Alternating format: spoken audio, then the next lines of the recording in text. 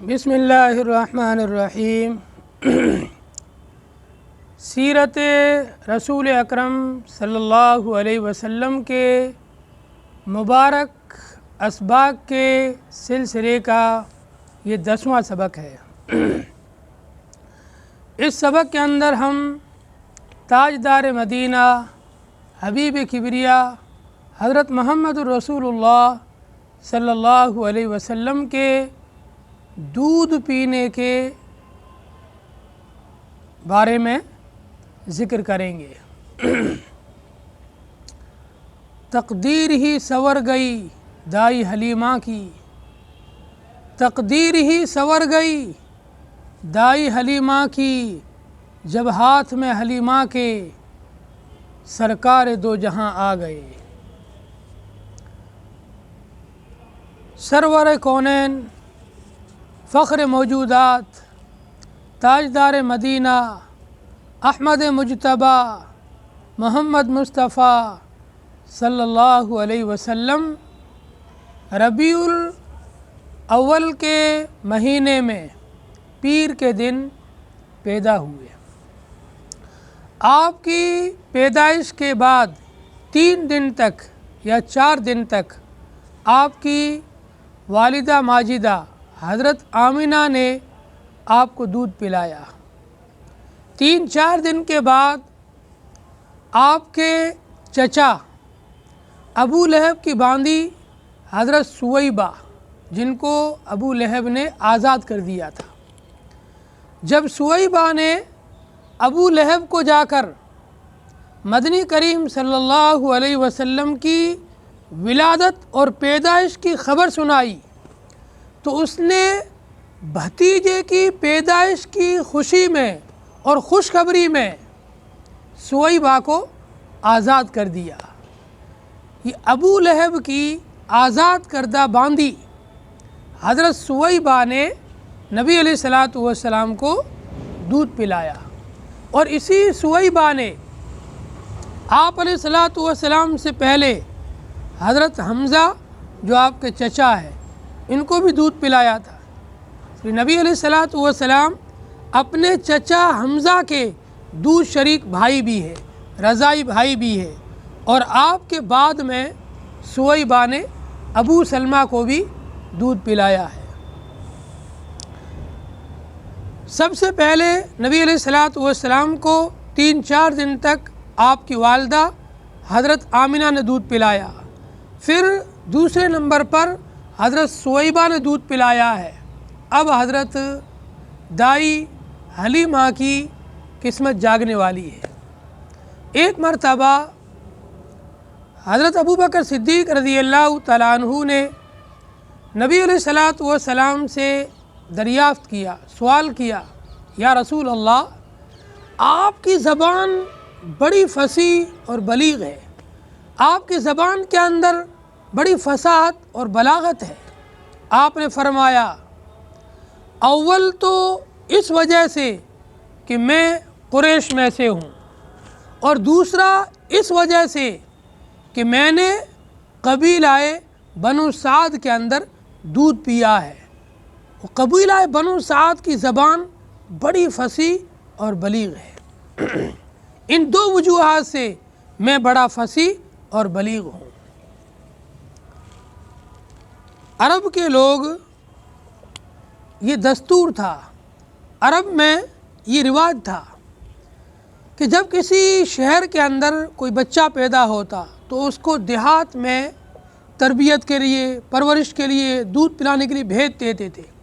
دیہات کی فضا خوشگوار ہوتی ہے، وہاں کی آب و ہوا عمدہ ہوتی ہے، وہاں کا ماحول بہت اچھا ہوتا ہے، اور وہاں کی زبان خالص زبان ہوتی ہے، جس میں کوئی ملاوٹ نہیں، خالص زبان ہوتی ہے، اور بچوں کا نشو و نما اور تربیت عمدہ اور اچھی ہوتی ہے۔ نبی علیہ الصلوۃ والسلام کو بھی اسی دستور کے مطابق، اسی رواج کے مطابق مکے سے قبیلہ بنو سعد جو مکے سے باہر دیہات میں رہتا تھا ان کے یہاں بھیج دیا گیا۔ واقعہ یوں ہوا، دائی حلیمہ سعدیہ رضی اللہ تعالیٰ عنہ فرماتی ہے کہ قبیلہ بنو سعد کی عورتیں جب دودھ پلانے کے لیے بچوں کو لینے کے لیے مکے گئی تو میں بھی ان کے ساتھ روانہ ہوئی۔ میرے ساتھ میرا ایک دودھ پیتا چھوٹا بچہ جس کا نام عبداللہ تھا، یہ چھوٹا بچہ عبداللہ بھی میرے ساتھ ہے اور میرا شوہر بھی میرے ساتھ ہے، اور ہمارے پاس سواری کے لیے 2 جانور تھے، ایک تو دراز گوش خر لمبے کانوں والا گدھا، اور دوسرا ایک اونٹنی تھی جس میں دودھ ایک قطرہ بھی نہیں تھا، بالکل اس کے تھن خشک، اور یہ دونوں سواریاں بالکل لاغر اور دبلی پتلی۔ حلیمہ کہتی ہے جاتے وقت میں جب ہم قبیلہ بنو سعد کی عورتوں کے ساتھ جا رہے تھے، ہمارے جانور اتنے کمزور تھے کہ ان کے ساتھ ہم چل بھی نہیں پا رہے تھے، ہمارے جانور بہت پیچھے رہ گئے اور قافلے والے ہم سے آگے نکل گئے۔ ان عورتوں نے پہلے پہنچ کر کے سب گھروں میں جا کر کے جتنے بھی مالداروں کے بچے تھے ان سب کو لے لیا۔ نبی علیہ السلام کو عورتوں کے سامنے پیش کیا گیا، جب انہیں بتلایا گیا کہ اس کا باپ نہیں ہے تو وہ کہنے لگی جب یتیم بچہ ہے تو حق الخدمت کیا ملے گا، کیا معاوضہ ملے گا، چھوڑو کسی مالدار کا بچہ لیتے۔ باقی سب کی سب عورتیں مالداروں کے گھروں سے بچوں کو لے کر کے روانہ ہو گئی۔ جب کوچ کرنے کا اور روانہ ہونے کا ٹائم آیا، حضرت حلیمہ سعدیہ کہتی ہے مجھے کوئی بچہ ملا نہیں اور مجھے کسی نے دیا نہیں، اس وجہ سے بھی نہیں دیا کہ میرے تھنوں میں اتنا بھی دودھ نہیں تھا کہ میں اپنے بیٹے عبداللہ کو سیراب کر سکوں۔ تو لوگ کہنے لگے تیرا خود کا ہی بیٹا تیرے سے سیراب نہیں ہو رہا ہے تو ہمارے بچے کی کیا تربیت کرے گی، اس کو کیا پلائے گی، اور میں لیٹ پہنچی تھی اس لیے مجھے دوسرا کوئی بچہ ملا نہیں۔ جاتے وقت میں نے اپنے شوہر کے سامنے کہا میرے دل میں شدید داعیہ پیدا ہو رہا ہے، جذبہ پیدا ہو رہا ہے کہ میں اس یتیم بچے کو لے لوں، ہو سکتا ہے کہ اللہ اسی کے اندر ہمارے لیے خیر و برکت رکھ دے۔ خیر اور برکت کہتے ہیں اللہ کی طرف سے، اللہ کی خزانوں سے انہیں نوازا جائے، اسے خیر کہتے ہیں، برکت کہتے ہیں۔ برکت اور خیر کے عجیب معنی ہے۔ اللہ تعالیٰ اپنے خزانوں کو کھول دے، اللہ تعالیٰ اپنے رحمت کو اتار دے، اللہ کی خاص مدد، خاص نصرتیں اور خاص خزانے جس پر کھل جائیں اسے خیر و برکت کہتے ہیں۔ حلیمہ کے شوہر نے کہا اگر آپ ایسا کرتی ہو تو مجھے بھی امید ہے کہ اللہ ہمارے لیے خیر کے دروازے کھول دے گا۔ حضرت حلیمہ سعدیہ نبی علیہ السلام کو لینے کے لیے گئی، فرماتی ہے جیسے ہی میں نے محمد صلی اللہ علیہ وسلم کو لے کر کے اپنے سینے سے لگایا، میرے خشک تھن جن میں تھنوں کے اندر دودھ نہیں تھا یہ دودھ سے بھر آئے، اور یہ پہلی رات تھی جس رات میں ہم سکون کی نیند سوئے ہیں، کیونکہ میرا چھوٹا بچہ تھا عبداللہ، میں اس کو دودھ پلا کر سیراب نہیں کر سکتی تھی، یہ پوری رات روتا تھا بھوک کی وجہ سے، تو ہم ماں باپ بھی اس کے رونے کی وجہ سے سو نہیں سکتے تھے، ہمیں بھی جاگنا پڑتا تھا۔ جب میں نے محمد صلی اللہ علیہ وسلم کو لے لیا اور اپنے سینے سے لگایا، میری چھاتی، میرے تھن دودھ سے بھر گئے۔ ایک تھن سے میرے بیٹے عبداللہ نے دودھ پی کر کے سیراب ہوا، دوسرے تھن سے محمد مصطفیٰ صلی اللہ علیہ وسلم دودھ پی کر سیراب ہوئے، میرا بچہ بھی سکون سے سو گیا اور ہم بھی سکون سے سو گئے۔ یہ پہلی رات تھی جس میں ہم نے سکون کی، چین کی اور آرام کی نیند پوری کی۔ یہ نبی علیہ السلام کی سب سے پہلی برکت تھی حضرت دائی حلیمہ کے لیے اور ان کے گھر والوں کے لیے۔ دوسرے دن رات گزار کر کے جب اپنے قبیلے کی طرف چلے ہیں، دائی حلیمہ کہتی ہے جب ہم اپنی سواری پر سوار ہوئے، اب اس سواری پر جیسے ہی ہم نے محمد صلی اللہ علیہ وسلم کو بٹھایا، اس کا لاغر پن، اس کا دبلا پن، اس کی کمزوری قوت میں بدل گئی، طاقت میں بدل گئی۔ یہ تو ایسی اچھلنے لگی اور ایسی دوڑنے لگی، ایسی برق رفتاری سے، تیز رفتاری سے چلنے لگی کہ جتنی بھی ساتھ میں سواریاں تھیں سب پیچھے رہ گئی، یہ سب سے آگے نکل گئی اور ان کو ہاتھ ہی نہیں آ رہی تھی۔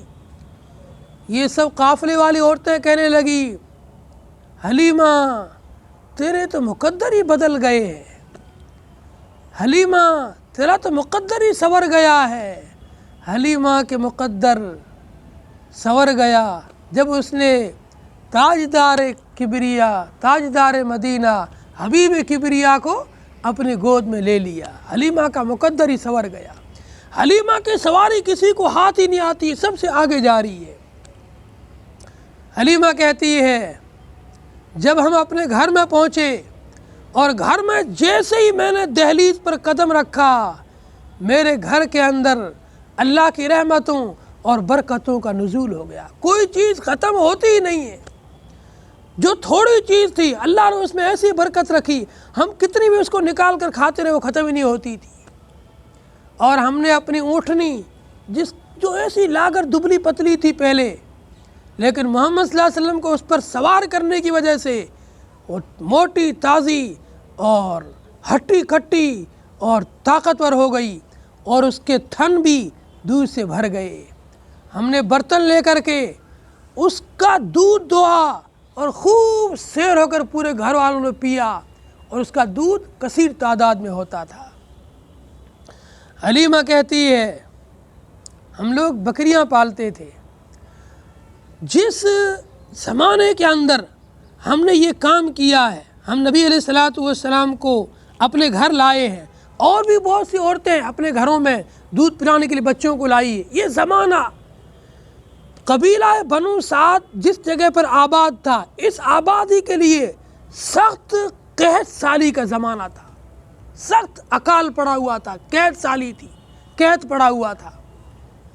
لوگوں کے جانور جنگل میں چرنے جاتے، بھوکے ہی واپس آتے اور خشک تن آتے تھے، تھنوں میں دودھ بھی نہیں اور پیٹ میں چارہ بھی نہیں، چل پھر کر کے بیچارے تھوڑا کچھ مل جاتا، آدھے ادھورے کھا کے واپس آ جاتے۔ حلیمہ کہتی ہے جب میں نبی علیہ السلام کو اپنے گھر میں لائی، آپ کی برکت سے ہماری بکریاں جب چرنے جاتی، شام کو جب واپس آتی، پیٹ بھرا ہوا اور تھن بھی دودھ سے بھرے ہوئے۔